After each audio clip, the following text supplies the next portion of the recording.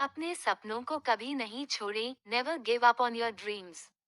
एक बार की बात है, एक गरीब औरत थी जिसका नाम आयशा था। वह एक छोटे से गांव में अपने माता पिता और छोटे भाई बहनों के साथ रहती थी। उसके पिता एक किसान थे, लेकिन खेत बहुत उपजाऊ नहीं था और वे अक्सर किसी तरह का गुजारा करते थे।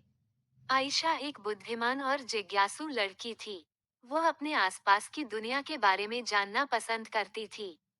वो एक वैज्ञानिक बनने का सपना देखती थी, लेकिन वह जानती थी कि अपने परिवार की वित्तीय स्थिति के कारण उसे अपना लक्ष्य हासिल करना मुश्किल होगा। एक दिन आयशा के पिता बीमार पड़ गए।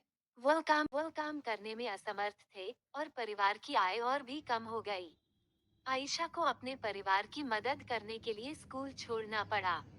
आयशा ने अपने परिवार का समर्थन करने के लिए कड़ी मेहनत की।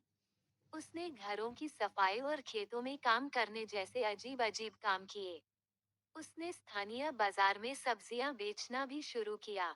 अपनी व्यस्त दिनचर्या के बावजूद आयशा ने वैज्ञानिक बनने के अपने सपने को कभी नहीं छोड़ा।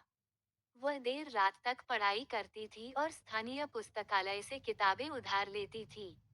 उसने घर पर भी अपने स्वयं के प्रयोग करना शुरू कर दिया। कई सालों की कड़ी मेहनत और दृढ़ संकल्प के बाद आयशा ने आखिरकार अपने सपने को हासिल कर लिया। वह विश्वविद्यालय में दाखिला लिया और वैज्ञानिक बन गईं। उन्होंने विज्ञान के क्षेत्र में महत्वपूर्ण योगदान दिया। आयशा की कहानी हम सभी के लिए एक प्रेरणा है। ये दिखाता है कि अगर हम अपने दिमाग में रखते हैं और अपने सपनों को कभी नहीं छोड़ते हैं, तो कुछ भी संभव है। ये भी दिखाता है कि हमारे जुनून का पालन करना महत्वपूर्ण है, भले ही यह मुश्किल हो।